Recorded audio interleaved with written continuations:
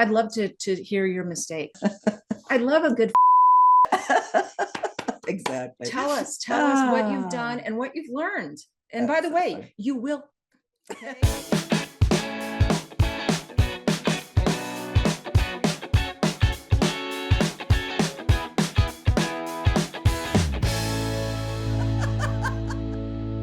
Thank you so much for joining us today on Second Act TV. I am so happy. I really, really am happy because not only am I welcoming Treva Scharf back, but she's here with me in studio. This is the first time we've ever tried to do that. Treva, welcome. Thank you. Thank you so much. I'm here finally. We've been talking about this, doing this for, I swear to you, years. And here I am finally at Second Act TV World Headquarters. Quite an operation she's got going. Okay, we've got the bed over here. We've got Paul out there, and it's all very high tech. Yeah, very high tech in the corner of my bedroom. So you're not supposed to give out all my secrets, but yeah. So here, we're gonna have fun today. Yeah. We're gonna have fun today. Treva, if you're tuning in and you actually don't know Treva, Treva is a dating coach, relationship expert, and the author of Done Being Single, sitting right here behind me. The book, about her story and all the advice for finding love after 50, which of course you did, you and Robbie, and he's out there too. He's out there too. Anyway, 4 things women do at the beginning of relationships they later regret. That's what we're going to talk about. And there's an article that we came across that had these 4 points. And I said to Treva, does this sound familiar? Let's get right to number 1. Assumptions. You're making too many assumptions. That some women assume a guy has feelings for her when he's coming on strong, being very, I don't know, but he's just having a fling. You're misinterpreting the degree of interest that a man has. Yes, that's kind of wishful thinking.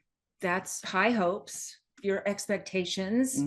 And yes, we all kind of do this and hope you meet somebody and you want it to work and you're assuming it will. I mean, unless you're me and you're always thinking the other shoe's going to drop, which that's how I operated. It's only a matter of time before this thing is over. But yes, in the beginning, you think, oh, this is going all the way. You want it to. Here's what came up for me, and like that too, but I'm looking at, like, when I started dating again after 50, there was a couple of relationships I thought, I was really interested in the guy, and they were so it seemed like, oh my God, there's no doubt that he's interested back. No doubt. I even told my sister that once. Well, there should have been doubt because it was over with soon. But what I tended to do, and that's what he's saying here, and I think that's what's so important to point out, is that, I honestly, like I put the way, if I treat somebody like this, then obviously, I would feel that way, where the guys, they come on strong, but then they suddenly pull back. Yes, this is why we just breathe and take our time and watch and observe, because you can't assume anything. You can't. You're going to get your feelings hurt. We wait and we see, is this real? Is this woman for real? Is this guy for real? Right? It goes both ways. What also comes in here is sex. Having sex too soon. And again, we're talking to people who are 50 plus. Okay. In a dating world that's so different, right? It's so now they say, get it over with, have sex as soon as possible, because then you can determine whether you're compatible or not. Well, no, I'm sorry. I just feel that some things don't change, and I don't care really how progressive women are these days and empowered, and I'm glad that they are, but there's just some things that are so traditional and so kind of hardwired into both men and women, sex being one of them. And I've made that mistake. I mean, I've sabotaged, and I'm going to say that word because that's kind of what it was. And it wasn't, I didn't do it because I liked him, and I wanted it to work and I was into him, and you get carried away, right? And guys too. So, but that's a no-no in my book. Sex too soon. It's not, we're not making a moral judgment here. This has nothing to do with that. You're shooting yourself in the foot. Yes, I would say there's a little caveat for people who maybe haven't had a sex in a while or getting out of a sexless marriage, that kind of need to get their bearings or their confidence back. And for those people, I say, yeah, sometimes. Well, sometimes you get that first one out of the way. That's true. But then, but you're not, the situation there is that you don't care if this goes forward. You were talking about if you actually want to have a relationship, but you're right. Maybe when you first start again, get those maybe first one or two over with, and then Yes, but I agree. I'd say that if you really want something serious and long lasting, you want it to last, just slow down, because then, to me, again, this is just my opinion, when you remove that, that's sort of like the ultimate prize in a way, when you're getting to know someone, right? You're dating, you're courting, and right, and it's all about, well, have you had sex yet? And no, and we're waiting, and I think that waiting, you can't wait enough. It just makes things that much more hotter, and it's sexier, and it makes things a little mystery, right? I talk about it in my book because I have done this. I've made the mistake. Well, let's move on to number 2 here, because this could be a little controversial. Initiating a romantic relationship. That women who initiate a relationship or ask a guy out, that becomes a regret later, because what he's saying here is that, while guys may say, no, that's fine with me. Yeah, go ahead. That's great if she does it. But ultimately, that they don't take you seriously or respect you. Is that old fashioned? Is that true? If a woman asks a man out? Yes. Again, that's a mindset that's sort of like generational, right? Because your mother would say, don't be too forward, don't make it too easy. So I have that narrative running in my mind, because I could just hear my mother saying that, and it wasn't she wasn't not true, she wasn't not wrong. She wasn't unwrong, as I say to Robbie. You're not unwrong. You're not unwrong. Again, this is an odd time to be single, because if you're of a certain age, we are living in this new dating world, right? Where up is down and down is up, and men don't approach anymore, and that's the woman's job. And you need to ask men out, because they're not going to anymore, which is weird, because of it's just but I say women can make it easier. Women can make it easier on men. They can just be a little bit more forthcoming, or a little bit more assertive, and staying in their comfort zone. This topic, this is really, really relevant for us and for our age group and for this day and time, because they're hesitant to approach. So, and you and I have talked about this in other segments, that yes, women should make the first move. So where's that fine line between being too forward or too pushy and just helping someone out? I often think, if I was single and right now, how would I go about doing it? And I think for both men and women, there is a respectful way to broach that. And for men, I mean, maybe if you're not comfortable cold approaching, as they say, you just strike up a little conversation. You did, like, very innocent, very benign, innocuous, just a little, hi, how are you? Comment on the weather, or if you're in line behind someone. I mean, you're not really hitting on someone. You're just kind of opening the door. Same for women.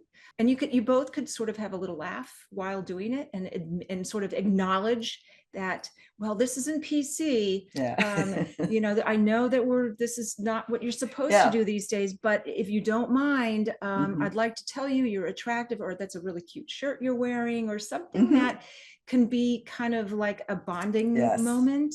That would be, it would be difficult. I don't think that I wouldn't put this under a regret, because if you are in a relationship, then why regret having done that? Right. But it's a huge topic that comes up all the time, is that men, and some men will say, I'm done. I'm not approaching another woman. I'm not I'm not even going to Yeah. risk it because of some of the stuff that's been going on. So number 3 here, compromising too much to win a man. That at the beginning of a relationship, you do all kinds of things that maybe you really don't want to do, but you want the guy to like you, and you end up doing stuff that really isn't you, that catches up with you. I know that I've fallen into that. I get so excited about something that, oh, well, this would be fun. Not after I've known you for a year. Everybody, we're all guilty of it. I'm guilty of that as well. And I think the way to kind of keep yourself in check is just, first of all, awareness. Being able to hear yourself and see yourself and catch yourself before you do something that is not comfortable, or if you feel like this is not authentic.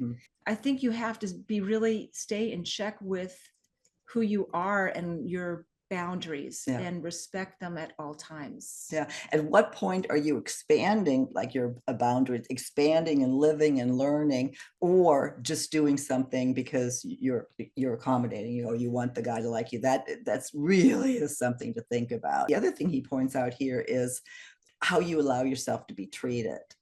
That however you allow yourself to be treated at the beginning of a relationship, that's likely going to stay unless you put an end to it right away, if it's something that you don't want or you don't accept. I couldn't agree with that more. Yes. So again, this goes back to your comfort level, your boundaries, being your authentic self. You want to show somebody your ability to go with the flow, I guess, right? Roll with the punches. Right.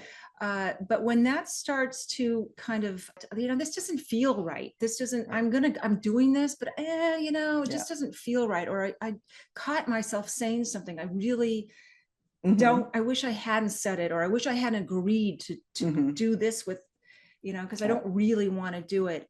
Okay, in the beginning, right? We all want to make a good impression. And if you keep doing it, you're sort of stuck with it now, because that's who you're going to be. This one, also interesting. You regret chasing a guy. Yeah, absolutely. I have chased men really unknowingly, in a way. You think you're just like accommodating, well, this would be nice to do, or you're always available, you're always there, and it comes across really as annoying, and you chase them away is what you do. Yeah. So here we go back to kind of how we're all wired primally, and how men are wired to hunt and chase and pursue. Okay. Which I say it all the time. I do believe that, even though we're living in way different times where men they don't do that anymore, or women are, supposed to kind of assume that position. I think back on some stuff now, I can't even believe I did stuff like that. Yeah, I did too. And that is, again, in this time, you were over 50, we're excited about having met someone, we want to make it work, we want to make it work quickly, and it ends up being a real big turn off. So I'm hearing my mother's voice again. Don't chase, don't ever chase. Like that was a big no. Don't do that. And I don't know if I did that as much as I made myself at times too available.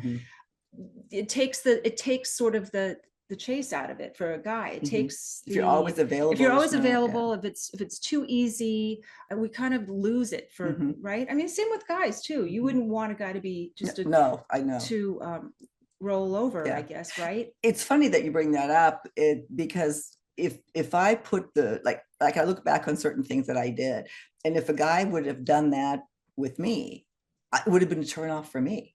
It's like, just get away from me. And that's sort of what I created several times. And it just, your eyes just open up when somebody actually talks to you about that. Yes, it's a little bit not plain hard to get, but being hard to get a little bit. No, we make it sound so difficult. It's not. And anybody watching this has done it a million times. Yeah. But again, it's human nature. People get excited. They get overzealous. you're into somebody, you're attracted to them, you know, you want to get naked, you want to get the show on the road. You know, we all do these things, and it's wonderful when to be attracted to like someone, right?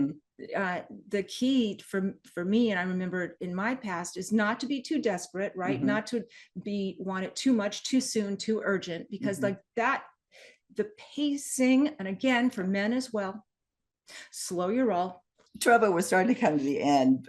What do you want to add anything to this? What would you regret? Oh gosh, you know, you asked me this after all of our shows together, and I always get off. I forget to say this at the end of every time I'm on your show, is to just not overthink. I know all of you watching are of a certain age, and that's a great thing because you've been around the block a few times, you know the drill. This is all good, but still, this stuff it messes with your mind. And there's so many new rules now. There's so many more new protocols. Watch us, this show. Okay, and you can't go wrong, and that's kind of what I have to say about this whole it's so dating. strange having you right here. I love it. Isn't Yeah, it we'll get this wonderful? more. I know. I love being here. Yeah, I love. I can't wait for the comments. So yeah, let us know. Let us know what you think. Let us know how you've experienced this topic. Advice that you can leave. Oh yeah, I'd love to hear your mistakes. Oh, I love a good. Exactly. Tell us what you've done and what you've learned. And by the way, you will. Okay, you will. It's going to happen. You know it happens, and you learn. Yeah. And the key is to take what you've learned and use it for the next time. Yeah. And now another good thing before we end is that all of this stuff, and I mentioned it earlier about turning it into a moment where you can have a laugh with somebody, right? This is also the great news about being this age, is that, you know, you can talk to someone and say, can you believe what is going on in the modern dating culture? Can you believe what we grew up with and now what we're dealing with? Right. It's like, it's kind of a lovely way to get a bonding. And right. Well, thanks for being with us here today. Thank you for being here today. So as usual, we will link to all of Treva's information, to her website, to her book, to her podcast with your hubby, Robbie, Done Being Single with Treva and Robbie. And I look forward to not only having you back on the show, but having you back by your side. Come on, this is like a twofer here today, right? Yeah, that's funny. I know. That's funny. All right, we'll see you guys next time. Bye. Bye.